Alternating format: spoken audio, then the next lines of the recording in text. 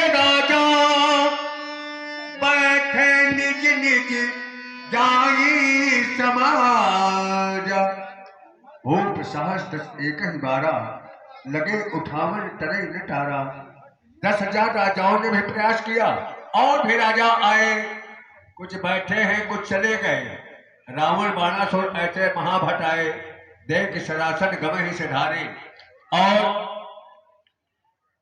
सभी ने प्रयास किया धनुष को उठाने का, परंतु तिलमात्र नहीं खिला सके। श्रेष्ठ होकर के सब अपने अपने स्थान पर बैठ गए। जब ऐसी स्थिति बोले बचन रोष जनुषान, बोले वचन रोष जनुषान। अब आप लोग सुने हमारे विदेह राज्य की प्रस्तुति। कब जब यह नपन बिलोक, तब जनक अपना क्या बिलोक का आप लोगों का बल।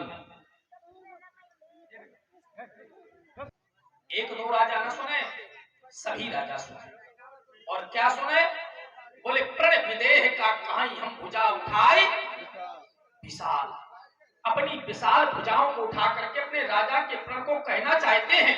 हाँ ध्यान दें, ये है आदरणीय हर्षित जी, इनकी तरफ से जनक जी के लिए 20 रुपए का पुरस्कार। धन्यवाद। अपनी विशाल भुजाओं को उठा करके अपने राजा के प्रण को कहना चाहते हैं।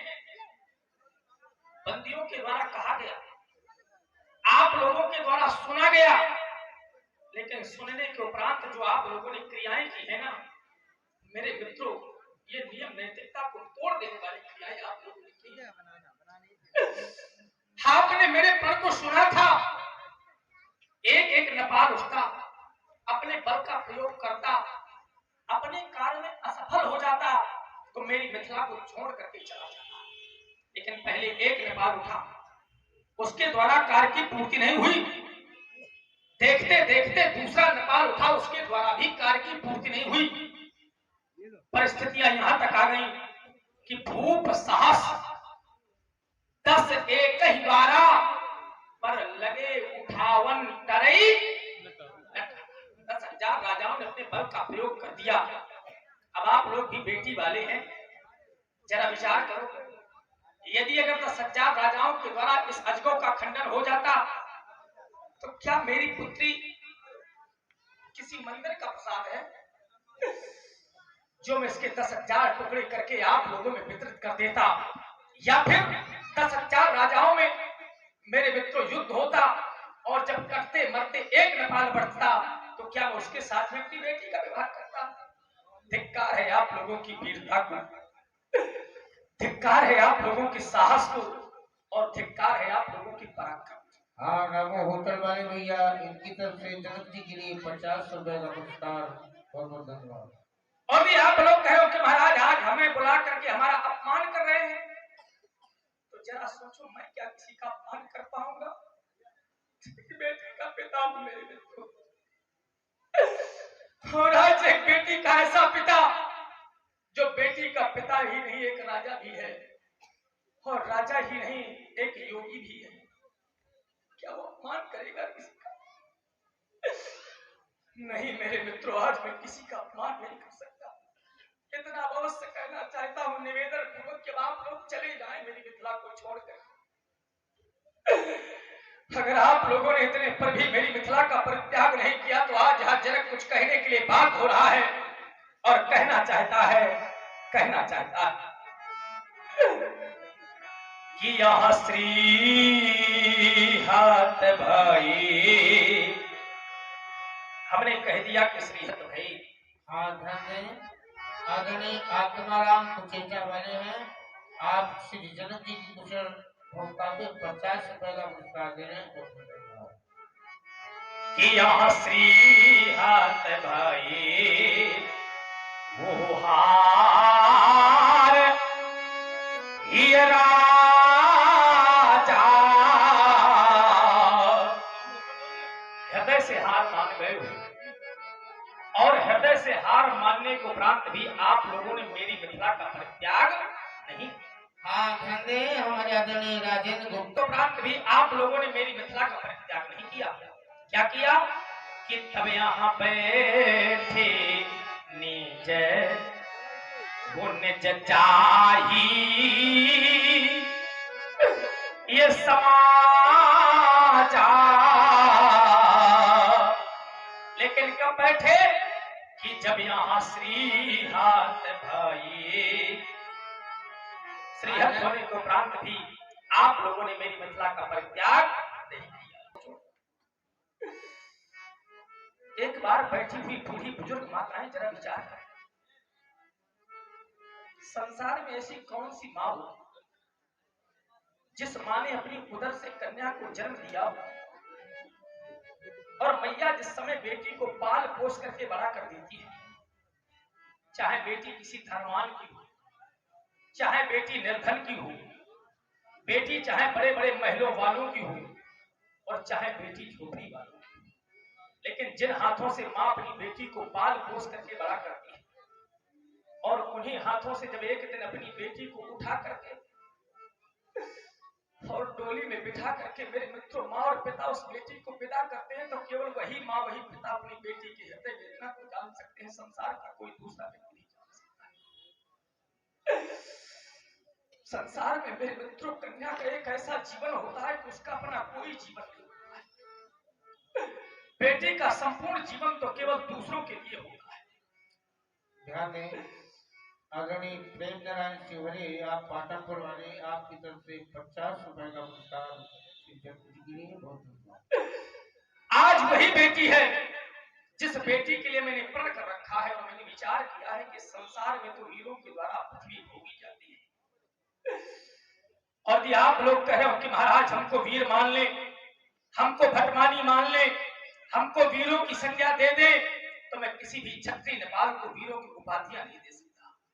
यदि कह सकता हूं तो मेरे मित्रों केवल यही कह सकता हूं, या यूं कह दूं आज मेरे पास यही कहने के लिए शेष बचा है, और आज यह जनक कहना चाहता है कि यह देश देश के राजा गए,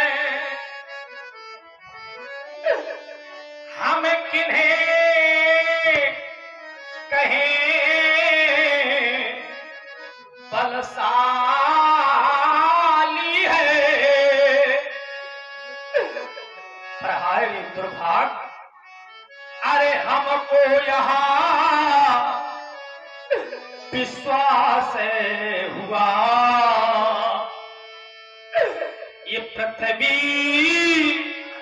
वीरों से खाली है। आज हमको विश्वास हो गया कि पृथ्वी पर कोई वीर नहीं रह गया।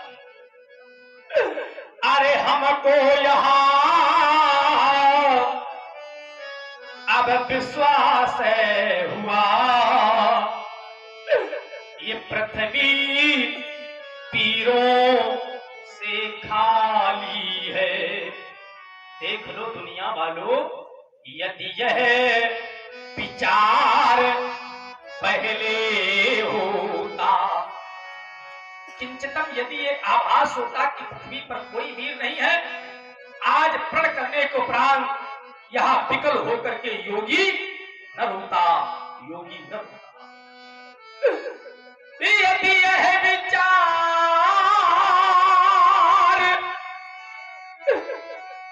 पहले होता तो यहाँ बेबसी नहीं होती,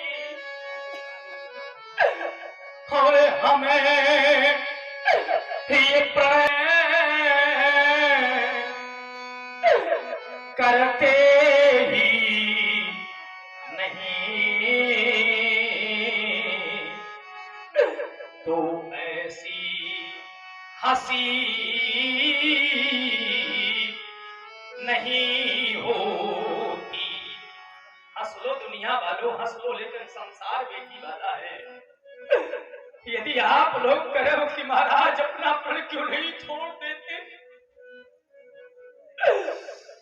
तो यदि हमें अपना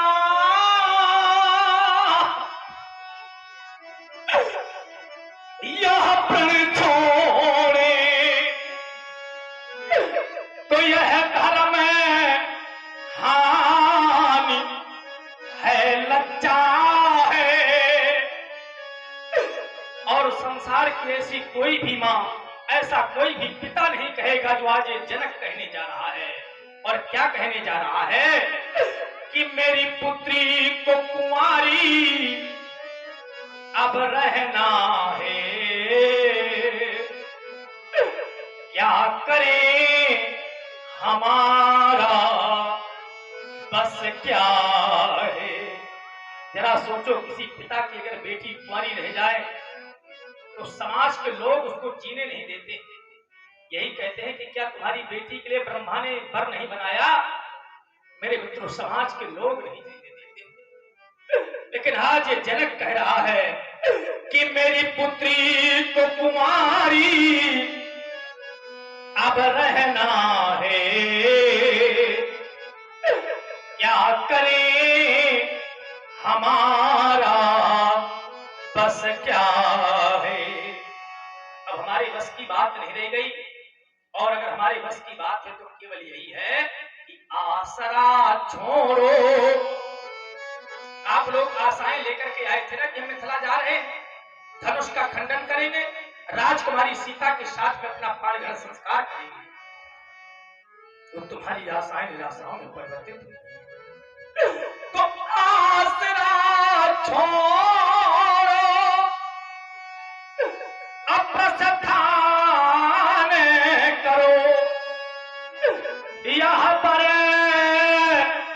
न बनाया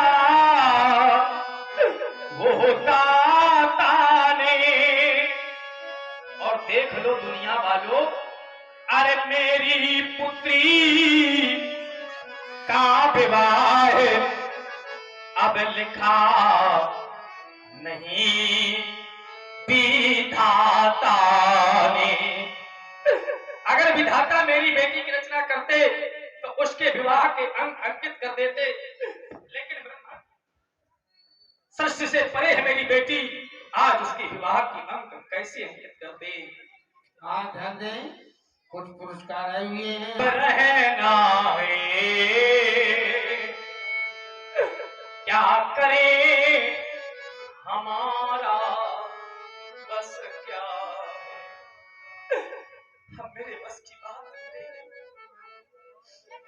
लेकिन अगर इतने पर भी आप लोग मेरी हृदय वेदना को न समझ पा रहे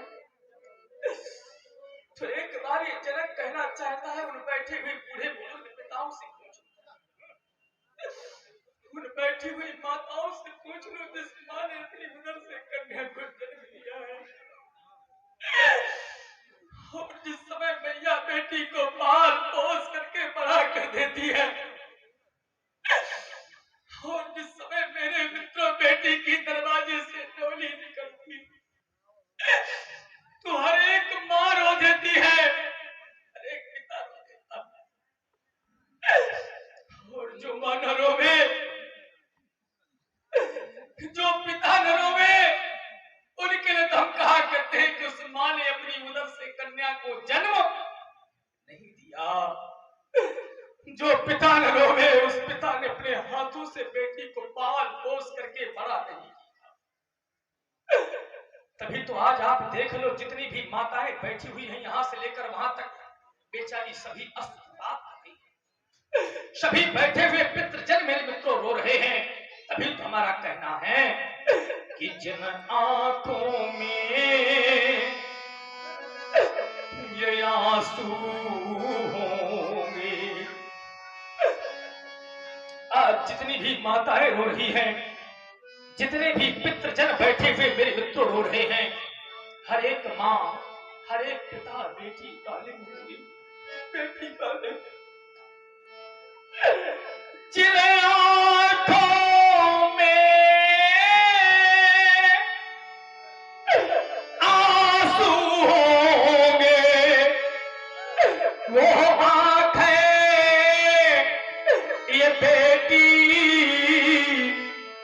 बाली होगी। और जो माँ यहाँ अब रो रही है वो माँ बेटी बाली होगी। हाँ, जितनी भी माताएं बेचारी अस्त्रपात कर रही हैं, हर एक माँ मेरे मित्रों बेटी बाली होगी, हर एक पिता बेटी वाला होगा। अरे मैंने तो यहां तक देखा है कि जिस समय मैया अपनी उदर से कन्या को जन्म दे देती है और बेटी को पाल पोस करके बड़ा कर देती है, तो मैया बेटी के पिता से कहा करती है कि बेटी के लिए इतना धन एकत्रित कर लो कि जिस समय हम बेटी की विदाई करेंगे, इतना धन देकर के बेटी की विदाई करेंगे कि हमारी बेटी जिस घर में जाएगी उसका जीवन, संपूर्ण जीवन हंसी खुशी से बीतेगा। लेकिन मैंने आज तक नहीं देखा कि कोई भी माँ, कोई भी पिता अपनी बेटी की विदाई प्रसन्नता से कर पाता। मैंने तो यहाँ तक देखा है, आप लोग मेरे एक एक शब्दों से जोड़ने का प्रयास करेंगे कि बेटी को चाहे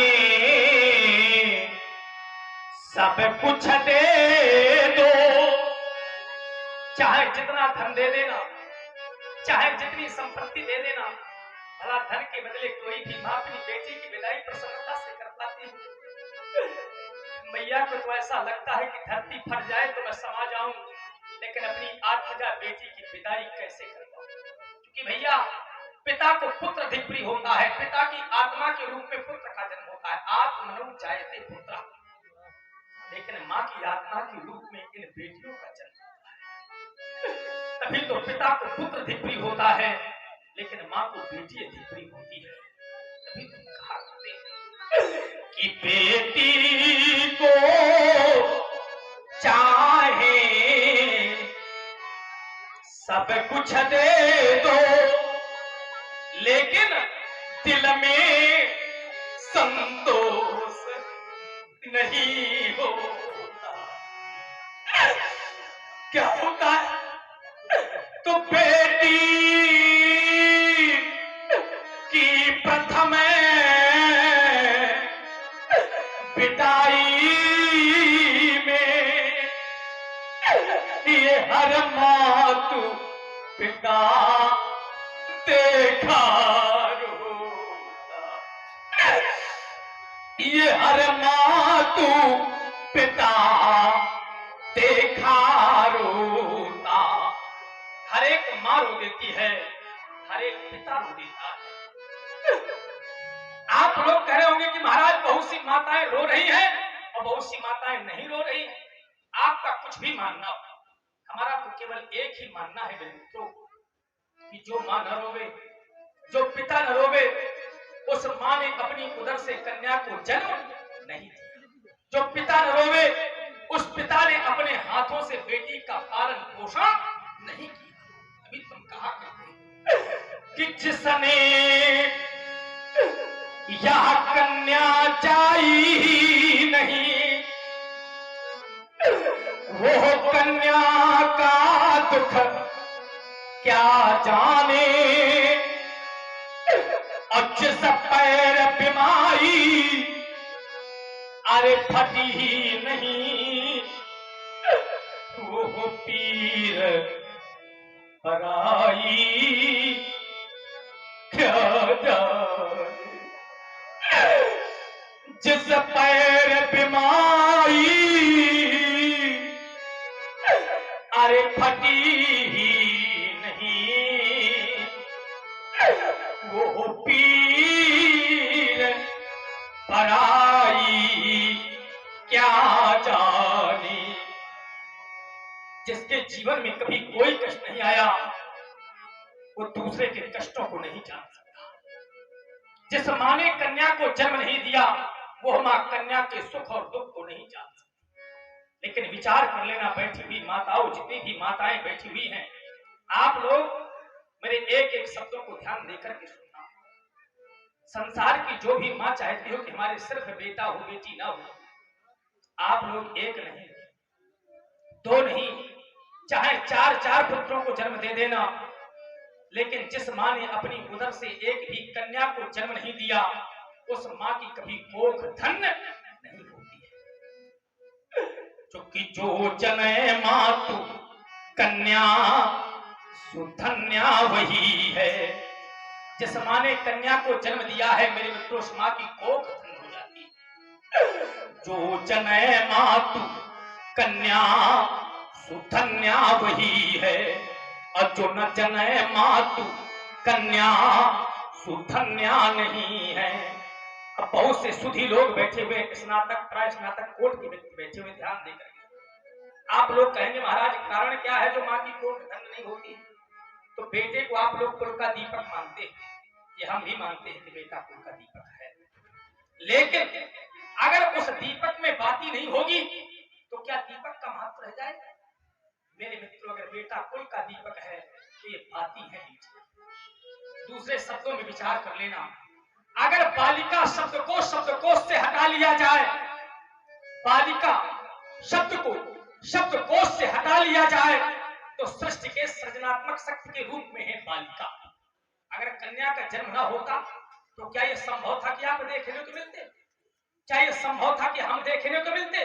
क्या यह संभव था कि संसार देखने को मिलता?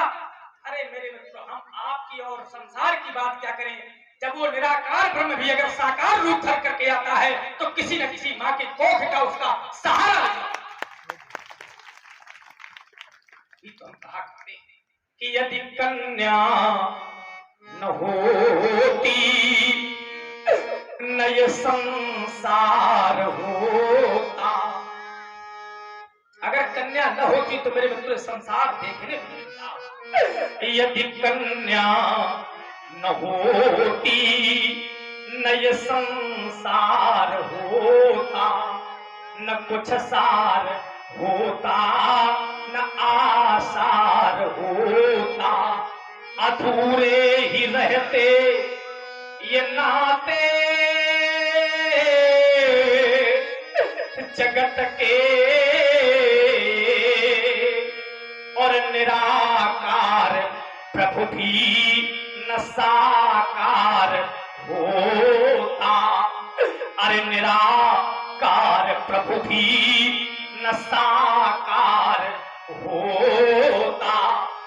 मेरे मित्रों, अगर ब्रह्म भी आता है जिसके लिए वेदों ने कह दिया बिन पग चलई सुनई बिन काना, कर बिन कर्म करई विधि नाना, आनन रहित सकल रस भोगी, बिन वाणी वक्ता पर जोगी। ऐसे ब्रह्म को भी अगर संसार में आना पड़ता है तो किसी न किसी माँ की कोख का सहारा लेना पड़ता है। ऐसा मेरे मित्रों बेटी का जीवन होता है। जरा विचार करें। एक चिंतन और है, जब व्यक्ति धराधाम को छोड़ करके जाता है तो सबसे पहले पुण्यनाम नरक में ही जाता है। तो जब बेटे का बेटा अपने बाबा के लिए जाकर के गया में पिंडार्पित करता है तो उसकी सामर्थ्य केवल 3 पीढ़ियों के बड़े हुए पुरखों को उतारने की होती है। लेकिन वही बेटा सबसे पहले कहां जाता है?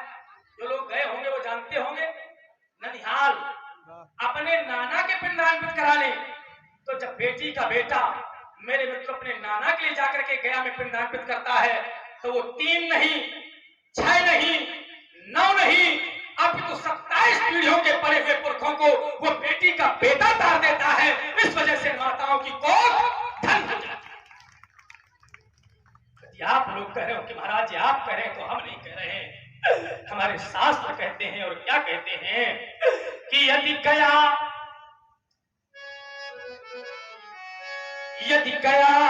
पिंड श्राद्धम कुसुवी कारता है। कौन? बेटे का बेटा। यदि गया पिंड श्राद्धम कुसुवी कारता है। कौन? बेटे का बेटा। तो ये तने 3 पीढ़ी को ही तारता है। उसकी सामर्थ्य केवल 3 पीढ़ियों के पुरखों को तारने की होती है। लेकिन वही बेटा जब अपने नाना के लिए जाकर के गया में पिंडार्पित करता है तो सुता शब्द विंसति। सुता माने बेटी, शब्द माने 7, विंसति माने 20, अर्थात 27। तो सुता शब्द विंसति में नाम नर का। तो ये हम नहीं कह रहे, यह त्राए पिता और निगम गा रहे हैं। और यह त्राए पिता और निगम गा रहे हैं। ऐसा हमारे वेदों में वर्णन है कि 27 पीढ़ियों के पड़े हुए पुरखों को बेटी का बीता तार देता है। इस वजह से इन माताओं की कोख धन हो जाती है। इसी बात को हमारे आचार्य गोस्वामी जी भी प्रमाणित करते हैं कि बेटा अगर एक कुल का दीपक है तो बेटी बोले पुत्री पवित्र अब किए कुल तो। जरा सोचें आप, जब तक बेटी अपने पिता के यहाँ रहती है तो पिता की मर्यादा का ख्याल रखती है। अगर बेटी कोई ऐसा कदम उठा ले तो मेरे मित्र उसका परिवार, उसका पिता, उसकी माँ, उसका भाई समाज में सर उठा करके नहीं जी सकते। तो जब तक बेटी अपने पिता के यहाँ रहती है तो मेरे मित्रों पिता की मर्यादा का ख्याल, और वही बेटी जब ससुराल चली जाती है तो अपने पति की मर्यादा का ख्याल रखती है। अभी तो कहना पड़ गया आचार्यों को कि बोले पुत्री पवित्र अब किए कुल दो और यह सुजस धवल और असक है सबको। ये संसार के लोग कहने लगते हैं कि देखो फलाने की बेटी कितनी अच्छी है। वही जब बहू बन करके जाती है तो कहते हैं देखो फलाने की बहू कितनी अच्छी है। अरे बहू नहीं, उसको तो मेरे मित्रों अगर बहू घर में पैर रखे होगा तो उन्नति हो जाए तो उसको लोग लक्ष्मी का दर्जा दे लगते हैं कि हमारे घर में बहू नहीं, आज हमारे घर में लक्ष्मी का पदार्पण हुआ है, लक्ष्मी का पदार्पण हुआ है। ऐसा मेरे मित्रों बेटी का जीवन होता है। लेकिन फिर भी लोग कहते हैं कि हमारे सिर्फ बेटा हो बेटी ना हो। तो हम तो कहा करते हैं, आप लोग विचार करें, आज हम अपने कार्य में असफल हो गए और हम ही नहीं संसार का कोई भी व्यक्ति क्यों ना हो अब किसी भी कार्य को करे लेकिन वो ये सोच करके करता है कि इस कार्य में मुझको सफलता की प्राप्ति होगी। और सफलता और असफलता ये तो परमात्मा के हाथ की बात होती है। सफलता मिलना या न मिलना आज वही ये जनक कहना चाहता है। आज यह जनक अपने कार्य में असफल हो गया है, अपने कार्य में असफल हो गया है।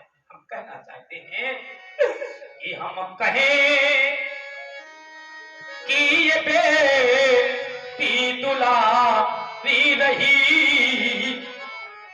अगर आज हम कह दें कि हमारी राजा बेटी बहुत दुलारी रही है, बहुत प्यारी रही है, तो समाज का हर एक व्यक्ति उठ करके खड़ा होकर के कहने लगा कि महाराज जब इतनी तुम्हारी बेटी दुलारी थी तो आपको प्रण करना था तो अपनी आत्मजा उर्मिला के लिए कर देते। ये धरात्मजा के लिए आपने ऐसा प्रण क्यों किया?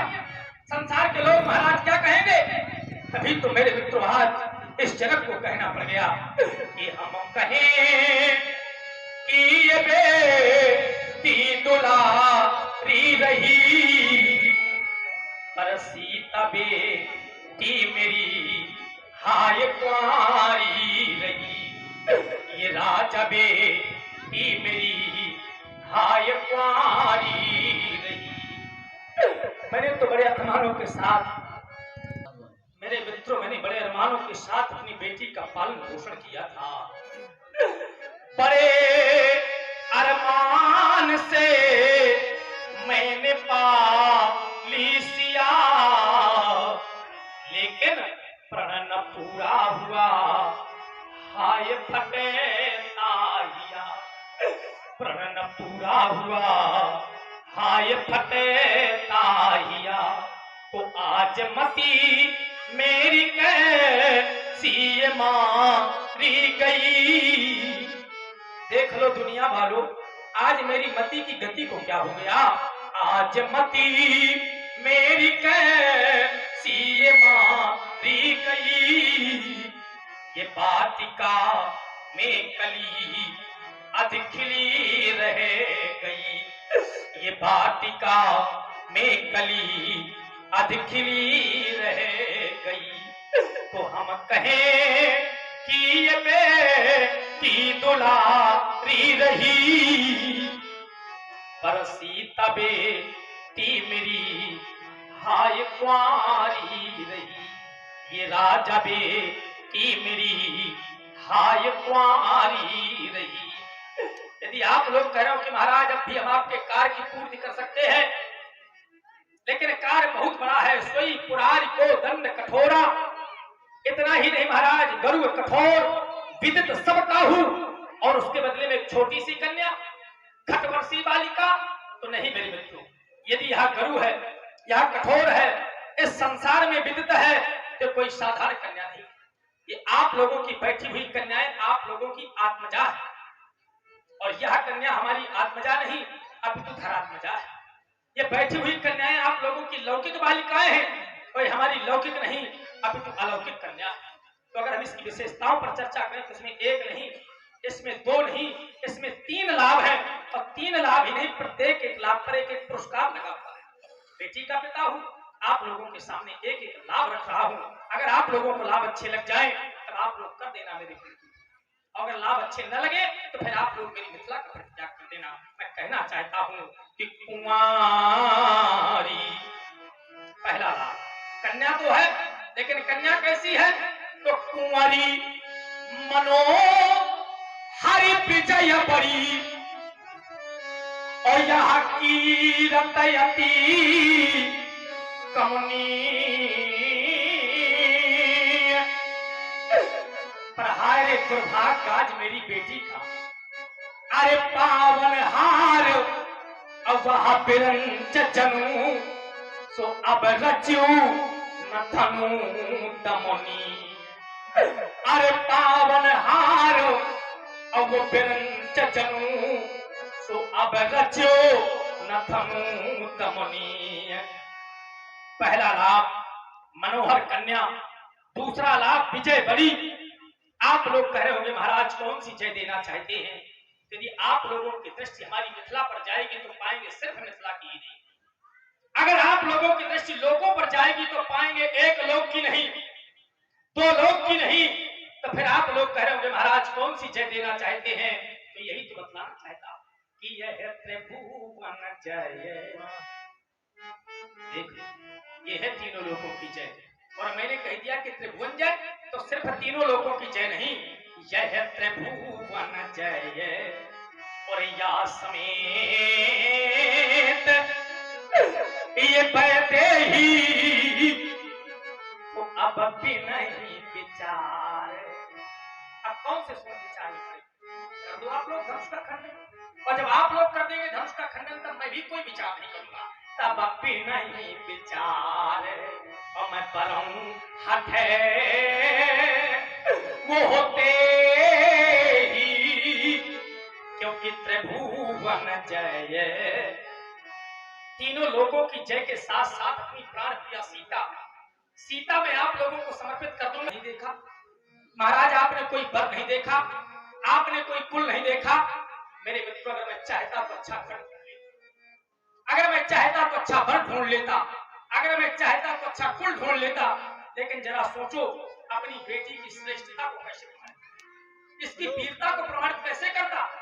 इसी खटवर्षी बालिका ने इसी अजगो को एक दिवस वाम कर से उठा लिया था। और मेरे मित्रों परिस्थितियां यहां तक आ गई कि भूप साहस बस एक ही बारा लगे उठावन तरई नटारा। तो बेटी की श्रेष्ठता को कैसे प्रमाणित करता। और सिद्धांत कहता है कन्या वरो दो, कन्या से वर को श्रेष्ठ होना चाहिए। योग्यता में, स्वरूप में, ज्ञान में, विज्ञान में उसको कन्या से श्रेष्ठ होना चाहिए। तो बताइए मैं अपनी बेटी का विवाह कैसे करूं? अब अगर ऐसा नहीं है तो फिर सिद्धांत कहता है कि आपकी बेटी भले ही कुंवारी रह जाए, उसको रह जाने दे, लेकिन अगर बेटी का विवाह कर दिया, उसके अनुरूप वर नहीं है, घर नहीं है, कुल नहीं है, तो आपकी बेटी को कभी जीवन में सुख की प्राप्ति नहीं होगी। और ये हम नहीं कह रहे हैं, शास्त्र प्रमाणित करते, यह मैं भी जानता हूं। शास्त्र क्या कहते हैं कि यह जो घर पर अकुल होई अनूठा, अगर घर अच्छा हो, घर अच्छा हो, कुल अच्छा हो तो बेटी का विवाह करें। लेकिन कब? बोले करिए विवाह। लेकिन आचार्य जी ने ये लिखा कि निज अनुरूपा, बोले करिए विवाह लेकिन स्वतही अनुरूपा। जब ये तीनों चीजें बेटी के अनुरूप हो तब तो विवाह करें। अब अगर ये तीनों चीजें बेटी के अनुरूप नहीं है और विवाह कर दिया तो आपकी बेटी को कभी जीवन में सुख की प्राप्ति नहीं हो सकती।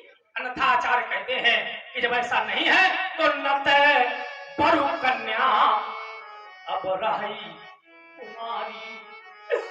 भले ही आपकी बेटी कुंवारी रह जाए, उसको रह जाने देना।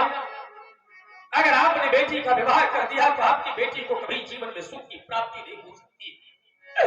और यही मैंने विचार किया था कि आज मेरी बेटी ने अजगों को उठाया है और जो वीर इसको 2 खंडों में परिवर्तित कर देगा उसी के साथ में अपनी बेटी का मैं विवाह करूं। मैंने वही सिद्धांत माना है कि जो शंकर और धनु दे चढ़ाई, और जब दे चढ़ाई तब परसी और कन्या मुझे पाई। जो भगवान शंकर के आयुध को 2 खंडों में परिवर्तित कर देगा उसी के साथ अपनी बेटी का विवाह कर दूंगा। अरे जो शंकर और धनु दे चढ़ाई, और जब दे चढ़ाई तब परसी और ये कन्या मोदे पाई। तो राजा रंग से काज न मोरा और एक उद्देश्य, मैंने तो केवल एक उद्देश्य माना है कि एक उद्देश्य ये अखिल प्रणय घोरा। अरे एक उद्देश्य ये अखिल प्रणय घोरा। जो भी वीर इस अजगों का खंडन कर देगा उसी के साथ में अपनी बेटी का विवाह करूंगा, अन्यथा मेरे मित्रों भले ही मेरी बेटी आजीवन कुंवारी रह जाए लेकिन अपनी बेटी का विवाह नहीं कर सकता। आज समाज के अंतर्गत मैंने अपने लाभ सुनाए हैं, लाभों के विषय में बतलाया है। क्या आप लोगों को मेरे लाभ अच्छे नहीं लगे? यदि लगे तो किसी ने भगवान शंकर के आयुध को 2 खंडों में परिवर्तित क्यों नहीं किया? यदि अच्छे नहीं लगे तो मेरे मित्रों आप लोगों ने मेरी मिथिला का परित्याग क्यों किया? मैं जानना चाहता हूं आप लोगों से। कृपया यहाँ कहा काहे यह लाभ भय न भावा। कहो कहो मेरे मित्रों, क्या यह लाभ आप लोगों को अच्छा नहीं लगा? यदि लगा तो कृपया यहाँ कहा काहे यह लाभ भय न भावा। यदि भावा अच्छा लगा तो फिर काहू न शंकर यह चापे चढ़ावा। या तो मेरा लाभ अच्छा नहीं लगा या फिर लाभ अच्छा लगा तो आपकी भुजाओं में वो सामर्थ्य नहीं जो आप लोग कर देते मेरे प्रण की पूर्ति और प्राप्त कर लेते बैठी हुई लाभों की मूर्ति, प्राप्त कर लेते बैठी हुई लाभों की मूर्ति। यदि आप लोग कह रहे हो कि महाराज अपने प्रण में परिवर्तन क्यों नहीं कर देते, चलो मैं कहता हूं आप लोग 2 अंगुठा दें मेरे कार्य की पूर्ति हो जाएगी, 4 अंगुठा दें मेरे कार्य की पूर्ति हो जाएगी। लेकिन परिस्थितियां तो यहां तक आ गई हैं कि यहां रहा चढ़ाऊ बे अतोरा बे मेरे भाई। चढ़ाना उठाना तोड़ना तो बहुत दूर की बात, परिस्थितियां यहां तक आ गई हैं कि यहां रहा चढ़ाऊ बे अतोरा बे मेरे भाई। पर यहाँ तिल भरी भूमि अब न सकहू छोड़ाई। तिल मात्र नहीं उठा पाए, मैं किसी भी क्षत्रिय नेपाल को वीरों की उपाधियां नहीं दे सकता, वीरों की संज्ञा नहीं दे सकता। अगर कह सकता हूं तो यही कह सकता हूं कि जितने भी क्षत्रिय नेपाल बैठे हुए हैं अब मेरे सामने कोई भी क्षत्रिय नेपाल वीरता माखने का प्रयास करे। अब जनी को माखे भटमानी, कोई भी वीरता का मानी, कोई भी क्षत्रिय नेपाल अब मेरे सामने वीरता माखने का प्रयास करे। क्यों? क्योंकि अब जनी को माखे भटमानी। क्यों? क्योंकि यहाँ वीर ये भीन और मही मैं जानी, वीर विहीन मही मैं जानी। और कब जानी? जब यहाँ दुर्गति सामने आई, तब वीर विहीन मही मैं जानी। और जब वीर विहीन मही मैं जानी, मही मैं जानी। और कब जानी? जब यहाँ स्थिति सामने आनी, तब वीर विहीन मही मैं जानी। और जब वीर विहीन मैं जानी, तो बैठे बैठे क्या करें? समाप्त हो गई आप लोगों की मेहमानी। चले जाओ, मेरी मिथिला से परित्याग कर दो मेरी मिथिला का। आज मैं उस विधाता से कहना चाहता हूं, अरे ब्रह्मा, अगर मुझे तुम्हारी नियत मालूम हो गई होती, तो आज यह जनक प्रण करने को उपरांत अपयश का पात्र न होता। अपयश का पात्र विधाता का ऐसा नियम है मेरे मित्रों, कि कभी व्यक्ति को इतना सुख दे देता है और कभी व्यक्ति को इतना दुख दे देता है कि ना वो व्यक्ति सुख सहन कर पाता है और ना वो व्यक्ति दुख सहन कर पाता है। तभी तो कहना पड़ गया कि मुझे तेरी, अरे ब्रह्मा, आज मुझे मालूम हो गया तुम्हारी नियत। अगर आज तुम्हारी नियत मालूम हो गई होती, तो प्रण करने को उपरांत आज यह जनक अपयश का पात्र होता, अपयश का पात्र होता। मुझे तेरी नियत का जो पता प्रभु चल गया होता, तो मैं यहाँ प्रण नहीं करता। समय प्रभु तल गया होता। ये जगत वाले कहेंगे क्या कि जगत का तू विधाता है, तू हंसाता है, अरे रुलाता है, पर समझ में कुछ नया आता है। अरे नहीं है वीर इस वसुधा में जरा सा भान जो होता, तो कभी प्रण में नहीं करता। समय प्रभु तल गया होता, समय प्रभु तल गया होता। बस कहना तो बहुत कुछ चाहता था, लेकिन अब समय भी बात कर रहा है। तो बेटी, आज तुमसे यह जनक या तुम्हारा पिता तुमसे निवेदन करना चाहता है।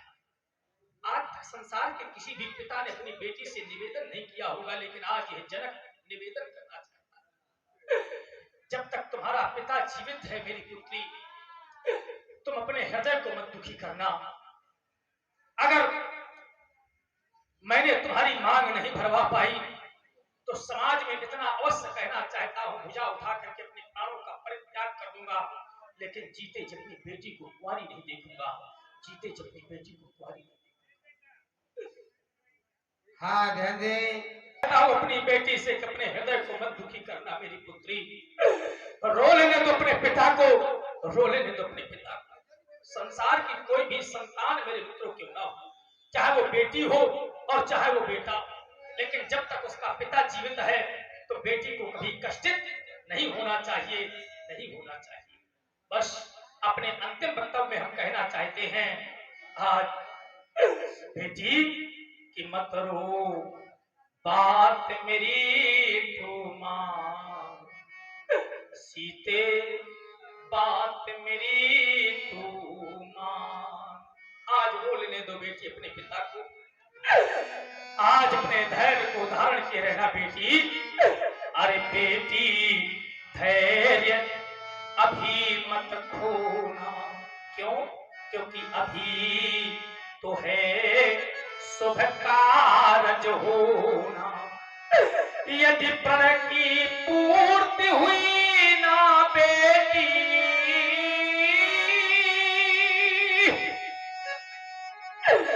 यदि प्रण की पूर्ति हुई ना बेटी, अपने प्राण, बेटी मत रो बात मेरी तू मान, सीते मत रो बात मेरी तू मान। देख लो दुनिया वालों, यह शिव का चाप अभी टूटेगा, यदि नहीं टूटा तो ये सारा जगह मुझसे छूटेगा। अरे मैं अपने इन हाथों से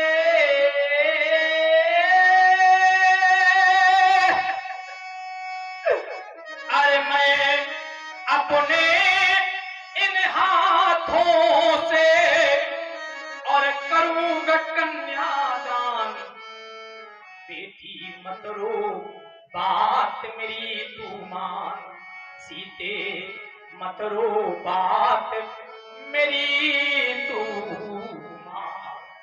बस देख लिया मैंने आप लोगों की वीरता, देखा मैंने आप लोगों को। बस हाँ, ध्यान दें आदरणीय राम कार्य में असफल हो गया, और संसार का कोई भी व्यक्ति जब मेरे मित्र अपने कार्य में असफल हो जाता है तो केवल पश्चाताप के आंसू ही बहाना शेष रहता है।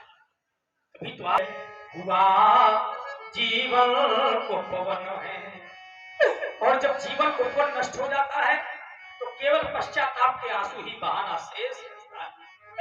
तो है जीवन भरे अश्रु बहाना,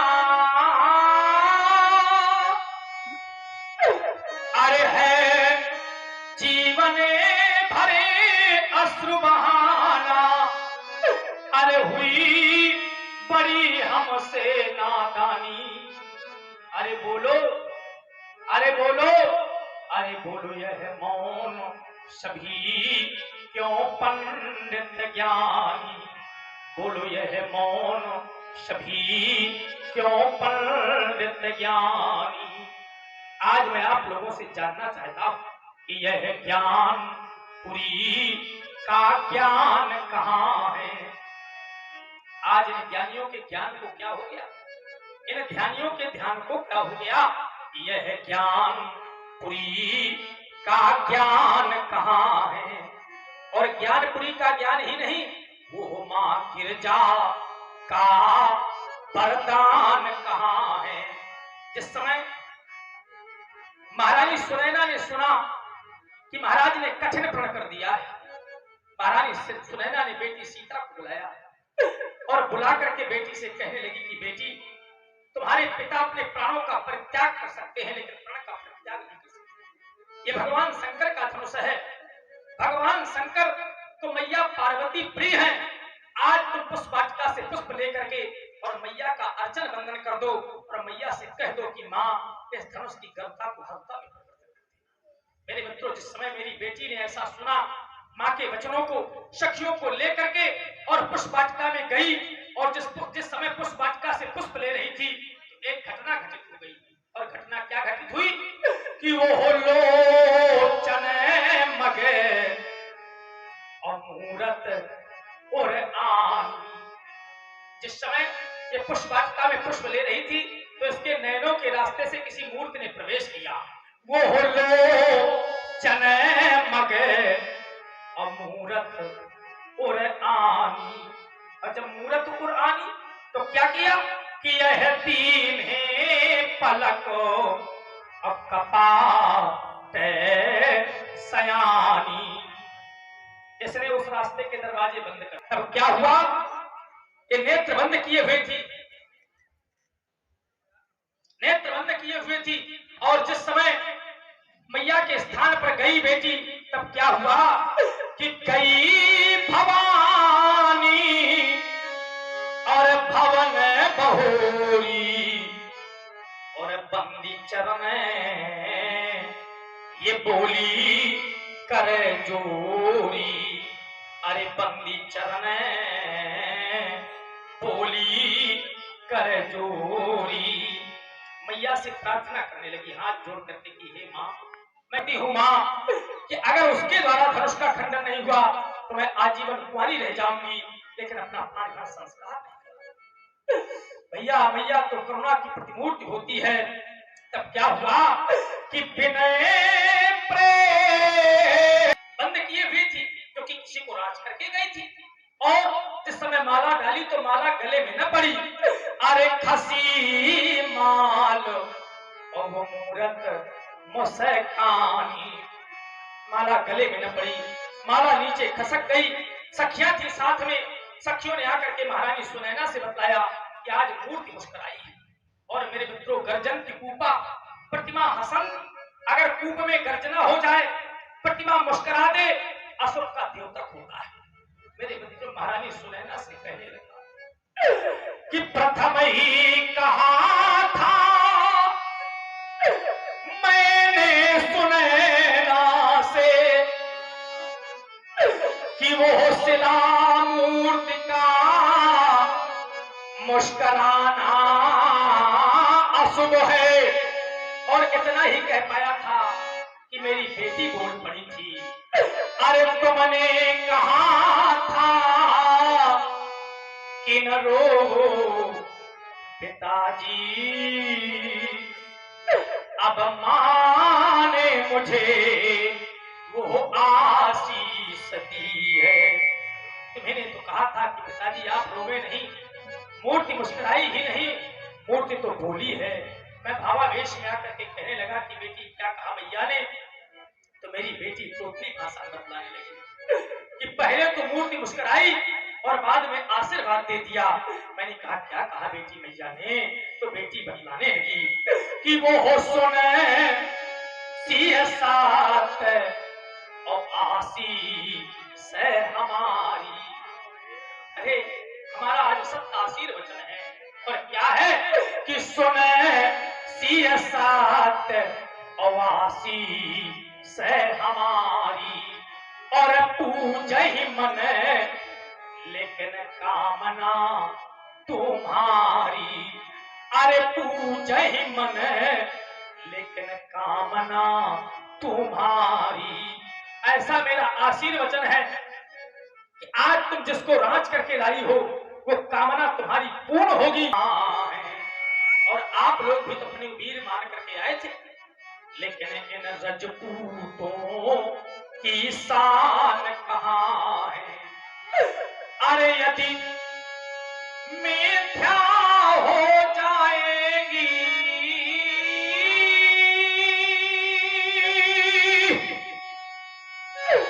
अरे यदि मिथ्या हो जाएगी वो मां गिरजा की आशीष बानी, तो फिर बोलो, अरे बोलो, यह मौन सभी क्यों पंडित ज्ञानी। बोलो यह मौन सभी क्यों पंडित ज्ञानी। आज मिथिला का कोई भी आचार्य पंडित ज्ञानी मुझसे कोई कुछ नहीं कहना चाहता। आज मेरे मित्रों में क्या, प्रण छोड़ता हूं तो मेरा सुकृत समाप्त होता है, अगर प्रण नहीं छोड़ता हूं तो हमारी बेटी कुंवारी रही जा रही है। आज यह जनक क्या करे मेरे मित्रों, समझ में नहीं आता। क्योंकि सुकृति जाई जो प्रण परिहरऊं, अब कुंवरी कुमारी रहे का करऊं। आज मेरा पुण्य समाप्त हो जाएगा अगर मैं अपना प्रण छोड़ता हूं, और अगर मैं अपना प्रण नहीं छोड़ता तो मेरी बेटी कुंवारी रह जाएगी, मेरी बेटी कुंवारी। बस आप लोगों से कहना चाहता हूं, चले जाएं मेरी मिथिला को छोड़ करके, परित्याग कर दे मेरी मिथिला का। अगर इतने पर भी मेरी मिथिला का परित्याग नहीं, आज यह जनक यह कहने के लिए बात हो रहा है कि तजहु आस निज निज गृह जाऊं, यहाँ लिखा न विधि वैदे ही विवाह। अगर विधाता मेरी बेटी की रचना करते तो उसके विवाह के अंक अंकित कर देते, लेकिन ब्रह्मा की सृष्टि से परे ही मेरी बेटी आज उसके विवाह के अंक कैसे अंकित करते। बस मेरे मित्रों में कहना चाहता हूं, अगर इतने पर भी मेरी मिथिला का परित्याग नहीं। आज यह जनक कहने के लिए बात हो रहा है, यह सभा